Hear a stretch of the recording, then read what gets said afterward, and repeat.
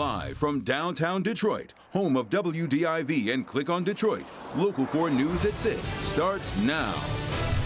It's become a national model for drive-through vaccines. Now the TCF Center opens for walk-ins. Plus, with COVID cases surging across the state, Governor Whitmer faces a new dilemma: issue restrictions or stay the course. But first, that COVID surge hits a new milestone today as the race continues to get more Michiganders vaccinated. Glad you're with us tonight at 6. The state officially surpassed the 700,000 mark in new cases since the pandemic began last March. And really, that comes as Michigan leads the nation in new cases by population. Today, the state reports more than 10,000 new cases and 21 additional deaths. Remember, that's a 2-day total for Sunday and today. Michigan's 7-day moving average for daily cases was 5,600 on Sunday.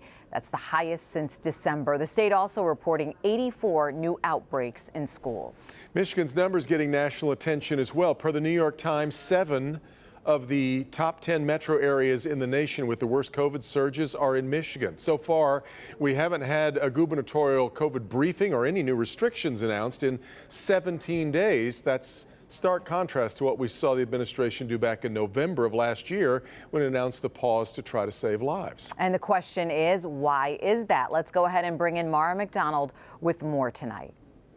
Sandra, Devin, really we're talking about 3 things. Major COVID fatigue across the state, the hope that the vaccinations are going to be able to outpace the infections, and of course, the ever-present political concerns. Let me show you. Michigan is an anomaly in the Midwest right now. Our neighboring states don't have nearly the surge we do, yet they have had less severe restrictions in place for a greater period of time. So far, the administration, in light of these surges, is taking this stance. We have to keep an eye on these numbers. We know that, and we're watching them very closely. But again, given all of the metrics working together, we believe that at this point we can continue forward on a vaccine strategy while maintaining all of the limitations that we have in place. Which is a major departure from how the state handled the surge in November. She fears that people just aren't going to listen. When the pause to save lives lasted for weeks. Part of the remarkable shift is the availability of vaccines and the hope that as more people become vaccinated, the surge lessens, but there is certainly another metric at play. I would say after they fired their first director and before Hertel got in the seat, they've done their polling. They know how unpopular this is. And they know that they're losing support among suburban women voters, especially suburban women who have children in high school. And then there's what the governor alluded to last week. The COVID fatigue in this state is real. She said it when she was here in Oakland County, that she fears that people just aren't going to listen. So their hope is, can they out-vaccinate? I think it's going to be really interesting to see how people respond to these 2 different approaches, meaning Mayor Duggan has been very out front, in your face about these numbers over the last 2 weeks, including today, and steps that he thinks need to be taken, versus the state's far more laid back approach, at least up until this point. Yeah, all right, our Mara McDonald reporting. Meanwhile, COVID fatigue is nothing compared to the actual exhaustion local healthcare workers are feeling because of this number of hospitalized patients climbing again. Dr. Frank McGeorge has seen the impact really firsthand there in the emergency department, and he is back with us live with his reaction to this recent surge. Doc? Well, you know, Devin and Sandra, I just can't sugarcoat this. The number of new cases, the rate of spread, and the percent positivity, all horrible. But I want to add something to what Mara just talked about regarding our ability to vaccinate our way past this surge. Simply put, it's a gamble. It might work, and I hope it does, but consider this. Now that vaccinations are effectively open to everyone, and maybe people do their part and get the vaccine, when you get to either of the 2 most common vaccines, Pfizer or Moderna, you are not maximally protected until 2 weeks after your second shot. So really, we're talking 5 to 6 weeks from the start of your series, meaning it will be over a month before we see the benefit of vaccines, hopefully decreasing new cases. And unless we slow the spread right now, by then, cases may have already skyrocketed. Now, you guys know I'm a realist, and I think everyone just needs to have a heads up so they can adjust their behaviors to their own risk tolerance while we are facing this very real surge. Back to you. All right. Thanks so much, Doc. Detroit taking its efforts to get more people vaccinated now to the neighborhoods. Starting next week, the city is going to open 8 new vaccine sites in Detroit neighborhoods by appointment only. These sites will be operated in partnership with the Detroit Public Schools Community District and the Islamic Center of Detroit. Each site will offer the Johnson & Johnson one-shot vaccine. City of Detroit has a vaccination rate of just 21%, far below neighboring areas and the overall state average, which right now is at 35%. With the city's infection rate at 16%, Mayor Duggan says vaccines are going to be key in stopping the surge. We've now got more than 260 Detroiters hospitalized for COVID, and they are overwhelmingly people in their 30s and 40s and 50s because they haven't been eligible for vaccination. If this triples again in another 2 or 3 weeks, we are talking about the kinds of levels we saw last March and April when people were on gurneys in hallways. This is real, and it is hitting our city now. So we've got the complete information on these new locations and how to make an appointment. And again, that's key with this new effort. Just head to clickondetroit.com for more. The city of Detroit also expanding its vaccine operations at the TCF Center by now accepting walk-ins as well. Today, in fact, marks the first day for anyone 16 and older to be eligible to be vaccinated for COVID-19. Grant Herms joins us now live from downtown. And Grant, we know the city hoping the new option will help get more shots into arms. Yeah, well, TCF Center has been a leading example of how to get people vaccinated without ever leaving their cars, and now they're hoping to do the same thing here to set the standard for getting a vaccine without even making an appointment. A look inside the new TCF Walk-In Clinic as the state expands vaccine eligibility.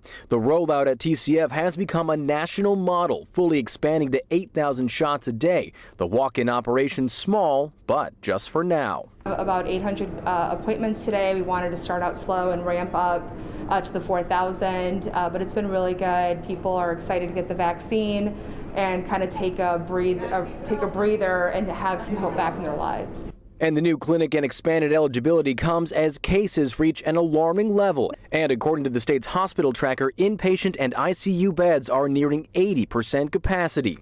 The new eligibility will expand those who can get the vaccine by hundreds of thousands, which also means the race to get vaccinated just got a lot more crowded.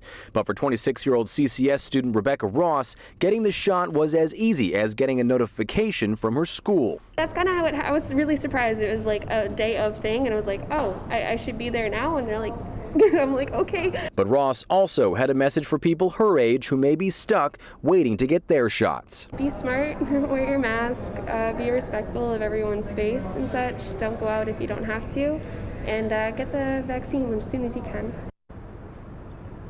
Now, there are still a lot of ways to get vaccinated across Metro Detroit. And if I could brag on one of our own for just a minute here, our digital content manager, Ken Haddad for clickondetroit.com, has every single day been putting out this exhaustive list of places, when, where, how to get a vaccine on social media. It's up for folks right now. We've also got a full list of that on clickondetroit.com. Back to you.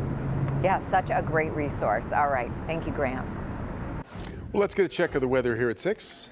Ben joins us now with more at what we can expect coming up tonight. Hey, Ben. Guys, a very typical spring forecast as we go forward. In fact, really unseasonably warm towards the end of it. But we had a few showers, even some thunderstorms today. Those are almost completely gone. We've got a couple sprinkles left in western Washtenaw County and a couple in the south zone, and that is about it. Should be dry for most of the overnight hours tonight. Temperatures in the 50s and 60s, but we'll make some inroads tomorrow. In fact, after falling to the 40s tonight, we're going to hit our warmest mark of the forecast tomorrow. But it's a pretty unsettled pattern as we get through the week. Some days better chances of rain than others. We'll look at that. We'll see how long these above normal temperatures stay around. And the weekend, not too bad right now. Some things to discuss with that. We'll talk about that and where temperatures go beyond the next 7 days, all in just a few minutes, guys. Thank you, Ben. Detroit police and family members not happy after a judge lowers the bond of a man charged with killing a DPD sergeant. Judge Lawrence Talon lowered Eddie Ray Johnson's bond to $10,000 with a tether so he can get a medical procedure. Johnson is charged with first-degree murder of Detroit Police Sergeant Elaine Williams after allegedly shooting her at their Garden City home back in June 2019. Her life is worth more than any bail amount and definitely more than $10,000. Oh, how I wish that that judge explains to this family not just her immediate family, but this DPD family, why that was done. The Wayne County Prosecutor's Office released a statement saying it will appeal the judge's bond decision.